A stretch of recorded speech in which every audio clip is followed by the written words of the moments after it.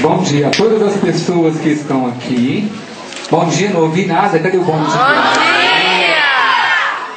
Antes de mais, a gente vai fazer, como todos fizeram, a gente tem que agradecer primeiro ao professor, ao diretor, professor Marcelo, né?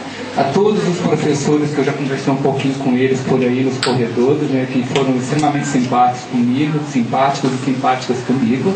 Agradecer a minha amiga Sayonara, que hoje é minha amiga, nós nos conhecemos há uns 3 anos, né?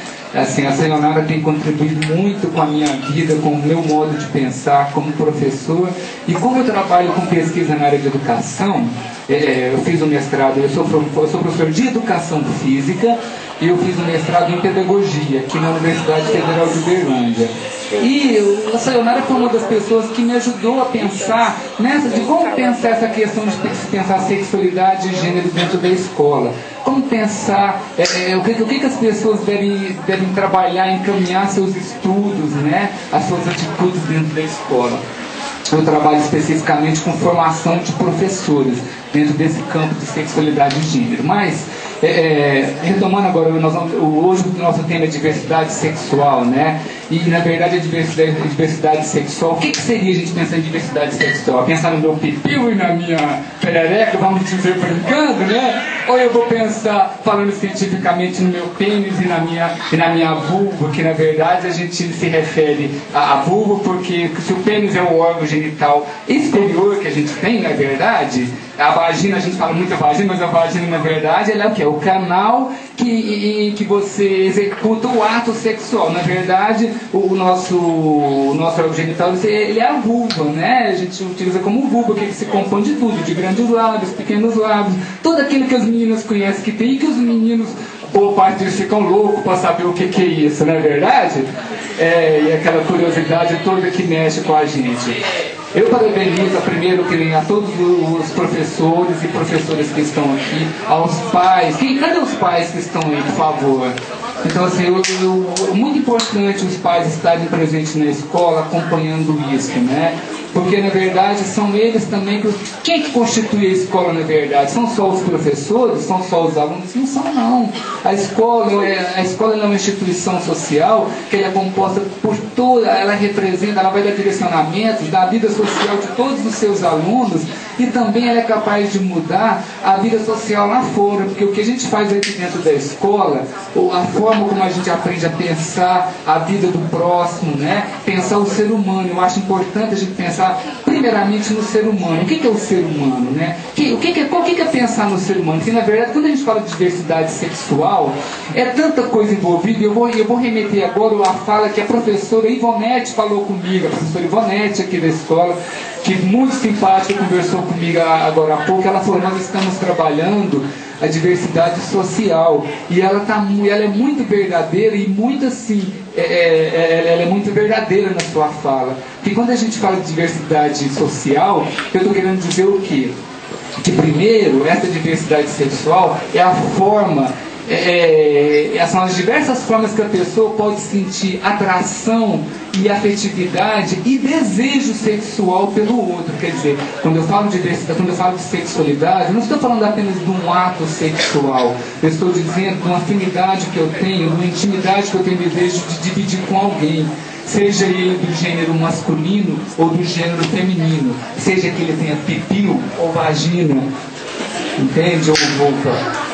Então, isso é a coisa mais importante de você pensar. E, ao mesmo tempo, eu tenho que pensar que existe hoje também uma questão que se chama diversidade de gênero. O que seria gênero, a gente pensar em gênero?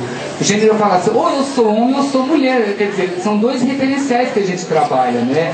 Mas, ao mesmo tempo, a gente não pode pensar que o gênero ele está diretamente relacionado com o que eu carrego entre no meio do meu corpo, lá no meu centro de equilíbrio, se é um pênis ou uma vulva. Por quê? Eu posso muito bem ter nascido biologicamente do sexo masculino e chegar a um determinado momento da minha vida eu descobri que o que é imposto, que na verdade a gente é imposto, que é, se eu carrego um pênis, o que eu tenho que fazer? Eu tenho que jogar futebol, eu tenho que gostar de que cor, gente? Qual que é a cor masculina quando nasce um menino?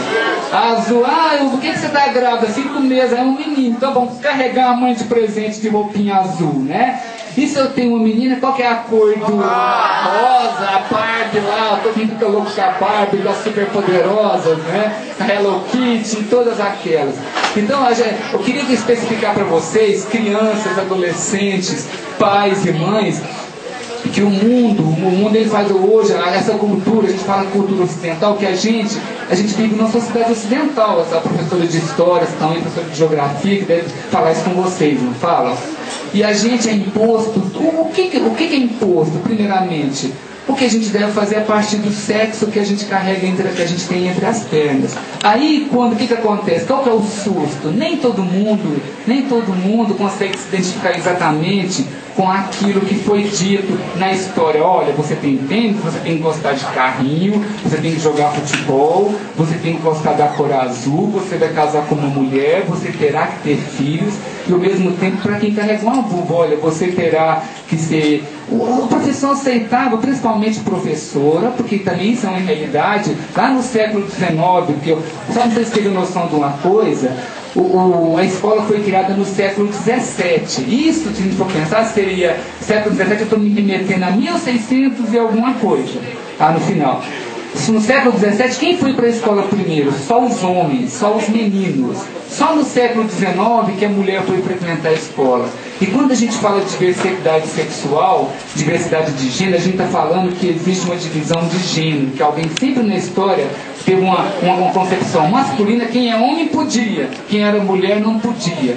E isso está muito inserido também em todo esse preconceito que carrega com relação, por exemplo, à homossexualidade, não é verdade? Quer dizer, qual o problema do menino gostar de cor de rosa? Ixi, olha lá, o fulano ele gosta de cor de rosa, esse negócio não está certo. Ele quer ficar na escola brincando com as meninas. Opa, então ele não é homem. Então, aí quando eu falo para vocês, o que é pensar na diversidade de gênero? Eu pensar que exatamente o que me imposto, o que eu carrego entre as pernas, o que eu tenho mesmo? Eu posso ter um pênis, o que mais? O que a mulher tem? Uma vulva, uma vagina, uma perereca, tudo aquilo aqueles nomezinhos que a gente conhece aí, né? Os vulgares e os científicos. Não é verdade? Então, gente, o mais importante da gente pensar hoje é que isso que a gente carrega entre as pernas, ele não diz o que nós somos. Porque quando a professora Ivonete me falou sobre diversidade social, é porque nós vivemos na sociedade e nós temos uma identidade social, que não é só aquele documento que eu carrego, não. E além, por exemplo, além de eu ser homem ou mulher, ou eu ser homossexual, ou eu ser travesti, entendeu? Ou eu ser transexual, ou eu ser o que seja, eu não sou só isso na vida. Eu sou negro, eu posso ser gordo, eu posso ser magro, eu posso ter problema visual como eu tenho baixa visão, eu enxergo 30%. Então, quer dizer, eu sou um portador de deficiência visual, eu posso ser um cadeirante, certo? Quer dizer, a diversidade social que essa professora Ivonete falou pra gente hoje, que está dentro de vocês, ela quer dizer o quê? Eu não sou